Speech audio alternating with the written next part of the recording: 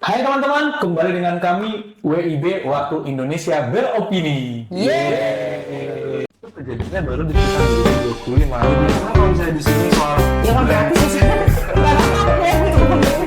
iya, semoga pemerintah ke depan lebih berbenah karena balik lagi WIB Waktu Indonesia Beropini.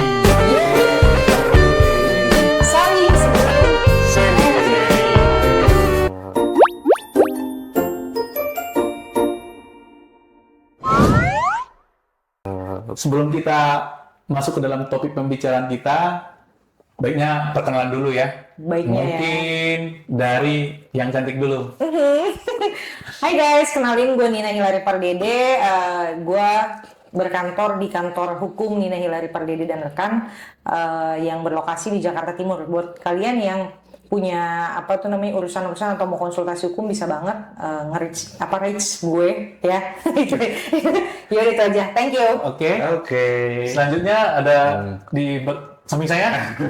Oke, jadi saya David. Nah, saya dari kantor Guritno David Senior and Partner. Kebetulan kita partner ya.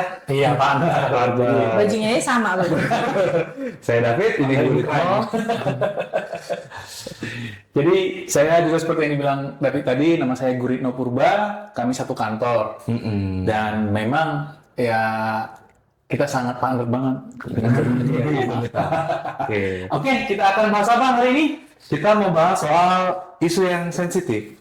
Sensitif ya. Iya, dan beredar di masyarakat. Dan melekat pada wanita sih. Apa tuh kira-kira? Iya, Kita kebanyakan lihat coba. wanita. Apa ini?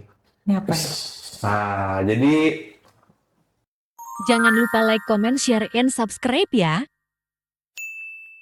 sebenarnya nggak cuma wanita, tapi ada juga laki-laki juga yang jadi Sama korban. korban. Tapi mayoritas memang dialami sama kaum wanita. Apa itu? Ini terkait dengan tindak pidana asusila. Asusila. Ya, jadi tindak pidana asusila yang dimana akhir-akhir ini ya sangat viral di media sosial bahkan di berita nasional ya, Iya. yang bernama Aureli, yang dimana dia membahas dalam bukunya ya tentang pengalaman-pengalaman atau tindakan-tindakan yang diterima dia waktu masih muda. Remaja. remaja lah. Kalau nggak salah umurnya 15 tahun ya. 15 tahun. Waktu itu ya di pengakuan dia bilang dia itu umur 15 tahun waktu itu. 2009 tahun. 2000. Kebetulan beliau kelahiran 1993. Manusia purba ya, kayak kita nih.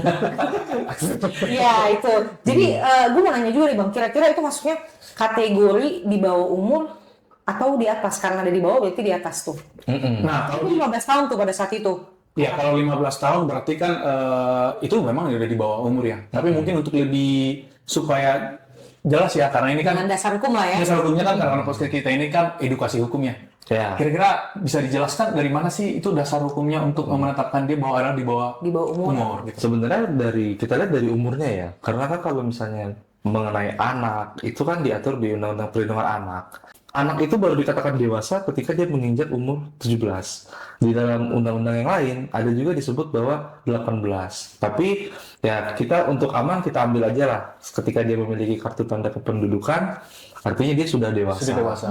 Karena memang di beberapa literatur hukum kita pun masih ada nih tumpang tindih. Ada yang bilang 16, ada yang bilang 17, ada yang bilang 18. Ada yang bilang 21, bahkan itu bukan ada yang bilang KUHP juga menentukan 21 tahun betul, untuk dewasa. betul. Bahkan belum mencapai umur itu pun ketika dia sudah menikah, dia juga dikategorikan sebagai Sudah dewasa. Dewasa nyatakan ya. Betul, tapi dalam kasus Aureli, karena memang dia di situ berumur 15 tahun, maka otomatis dia ini masih di bawah umur. Kategori di bawah umur. Oke. Kategori di bawah umur. Berarti kategori di bawah umur ya. Iya. Nah, terkait masalah Aurel ini sangat mendapat perhatian dari banyak pihak ya. Betul. Artinya kita mau fokus nih mengenai dia sebagai korban di sini.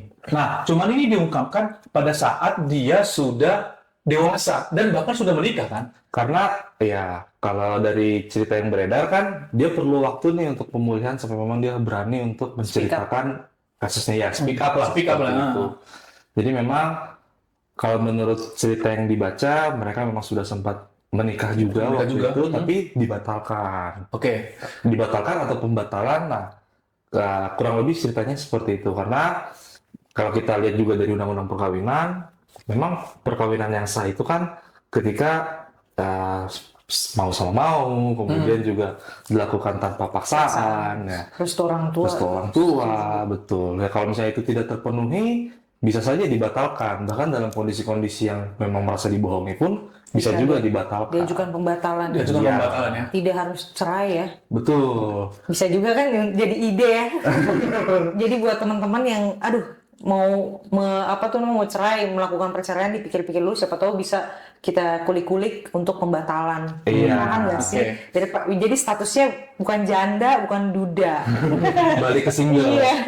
Karena pembatalan ya, Bang. Oke, karena pembatalan. Oke, kita kembali ke topik tadi, masalah dia menjadi korban. Iya. Nah, ini kan sudah dengan umur dia 15 tahun waktu itu ya. Iya, Dan sekarang baru tahun 2025 ya.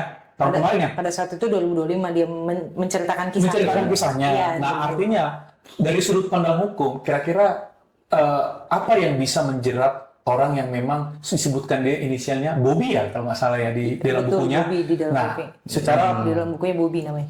pandangan hukum kira-kira seperti apa yang bisa diinikan sama pelakunya gitu. Nah, karena memang dalam hukum nasional kita itu kan ada pergeseran perubahan regulasi nih dari KUHP lama ke KUHP baru, sehingga kita harus melihat dulu nih bahwa apakah kejadian ini terjadi sebelum KUHP lama atau sebelum KUHP baru. Kalau 2009 kan berarti masih berlaku. rezimnya KUHP lama ya. Oke. Sehingga ya kita coba lihat dulu di KUHP lama itu diatur atau enggak. Walaupun memang itu KUHP yang lama dengan yang baru ini kurang lebih kan sama, cuman ada beberapa pergeseran atau perubahan. Yang tapi ya istilahnya pada konteks secara substansial akan sama kan kira-kira gitu ya. Betul. Tapi itu tadi kita lihat dulu nih.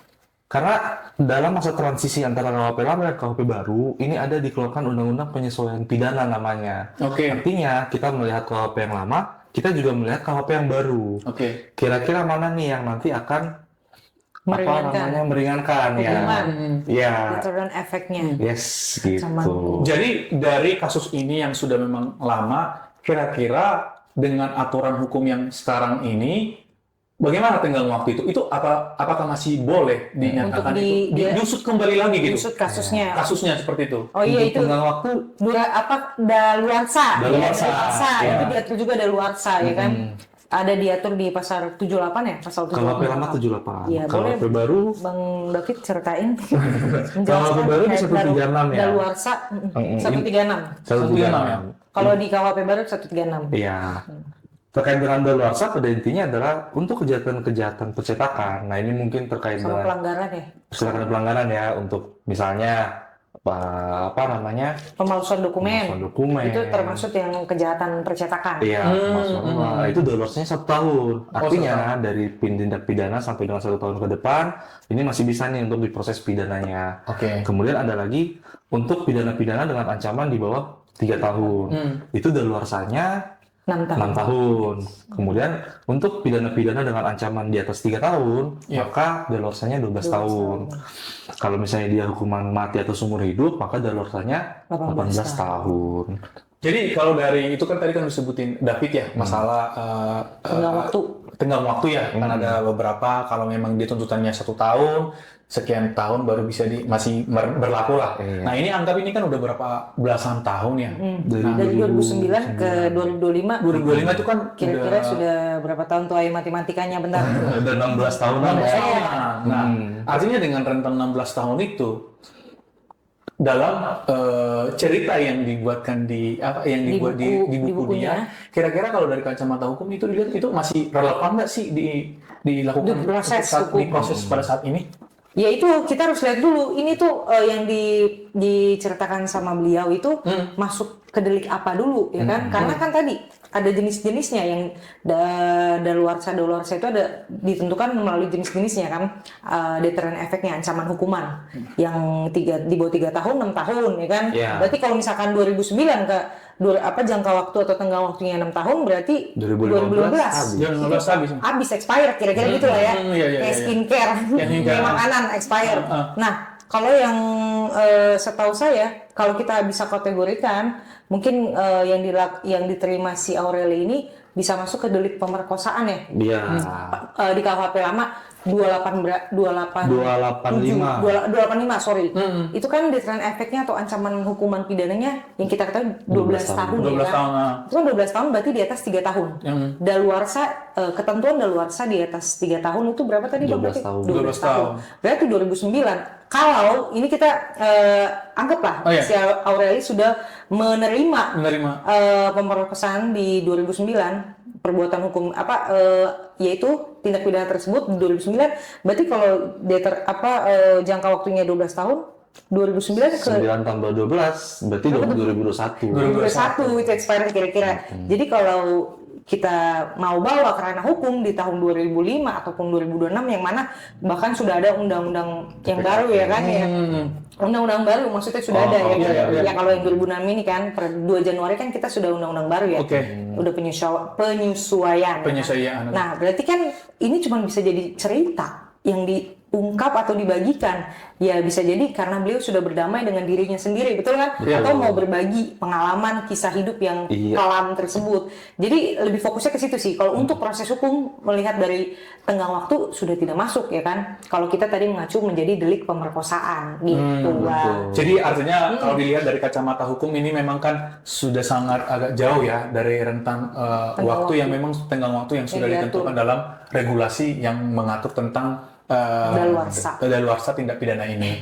Oke ya, jadi memang sangat rumit ya, maksudnya karena memang banyak yang harus dibedah. Iya, artinya kan pajal-pajalnya kita harus susun lagi nih kan. Ya artinya kan begitu kan ya. Berarti ini lebih ke masalah ini aja ya, speak up yang mungkin dia tidak bisa tahan itu selama hidupnya, mungkin ketika itu udah dikeluarkan akan menjadi suatu kepuasan ketenangan dan batin lah ya. Tapi selain kasus Aureli itu, ada juga kasus baru-baru ini nih yang kejadian di sekitar tahun Mei 2025. Nah, kita sebut inisial MH yang MU ya? MH atau MU nih? Kingnya mana? King MU berarti inisialnya K dong. Ini M. Berarti kalau udah bahas MU pusing gue. Jadi kasus ini itu kejadiannya baru di sekitar 2025. Teman-teman kalau misalnya disinggung soal brand lokal terkenal pasti tahu deh soal ceritanya seperti apa. Jadi memang kalau menurut pengakuan si korban, waktu itu selesai tuh untuk acara syuting, photoshoot untuk produknya MH atau MU nih? MU.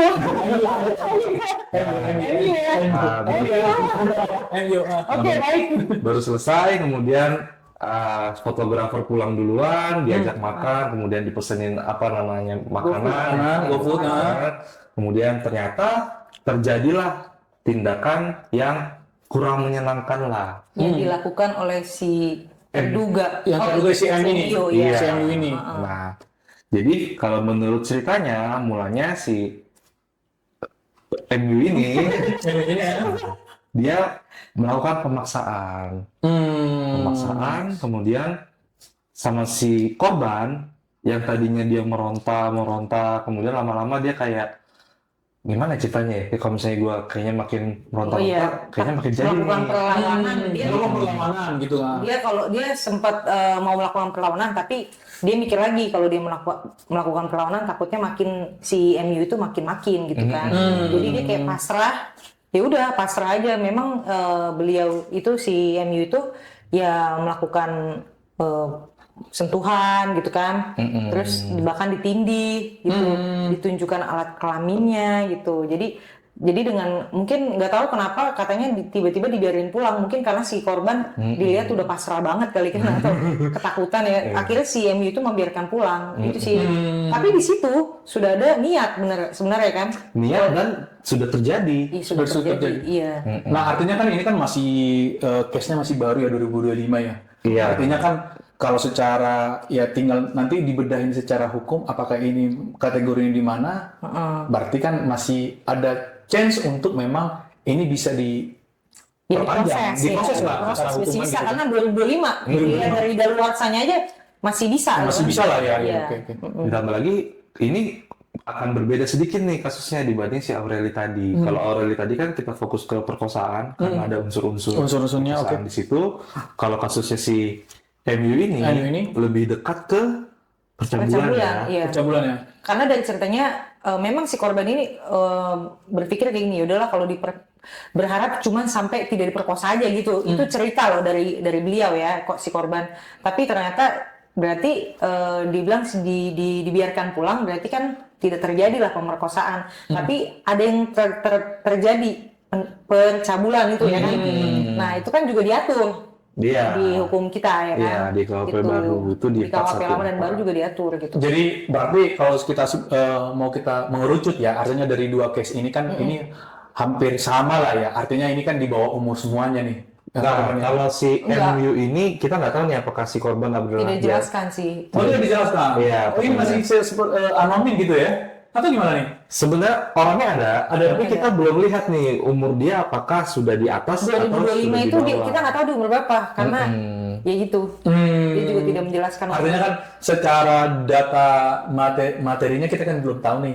Yang merasa korban ini dia seperti apa sih, umurnya berapa. Kalau Aurel kan udah jelas ya, dia bahkan memang menjelaskan bahwa dia waktu itu berumur 15 tahun ya. Iya. Tapi mungkin dari seluruh ini baiknya kan dalam aturan hukum kita nggak cuma KUHP ya. Kira-kira nih sampai nanti yang khusus ini kan termasuk lex spesialis ya. Iya. Ya ini kan masalah tentang anak ini khususnya sama si Aurel tadi ya. Kalau yang di bawah umur ya. Yang di bawah umur ya. Kira-kira ada lagi yang bisa regulasi yang bisa ya artinya untuk menjerat para pelaku yang seperti inilah, kasus seperti inilah. Sebenarnya untuk saat ini regulasi terkait dengan asusila itu sudah beragam ya. Dari tadi KUHP yang baru, kemudian juga ada Undang-Undang Tindak Pidana Kekerasan Seksual, Undang-Undang TPKS.